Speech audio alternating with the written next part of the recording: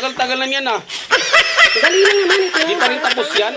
Maria Joseph naman. Nga mo naman. Sa umaga kasi dapat kasi hindi ganyan yung niluluto mo. Dapat sa umaga, yung niluluto mo, yung ano, yung madaling lutuin, hindi yung ganyan na, ang tagal-tagal na ng togi yan.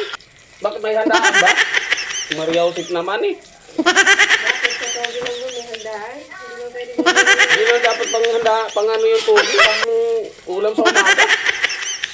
Ay, nakuha sa'yo. Bumili ka. May handaan ba? Grabe yung tao na to. Papasok na ako eh.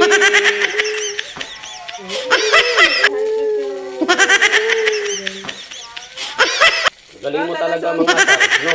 Naswerte pa naman pa. Pero paalis na ako eh, gaganyan-ganyan ka. Tingnan mo, nagkabibilot ka pa oh. Ano ba nangyari dyan? Ano matatapos yan?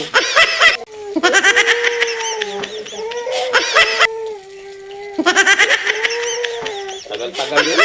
Maluto. Tagal-tagal niya mo malapit yun. Kasi hindi ganun ng ano. Yung oras na. Ay, ang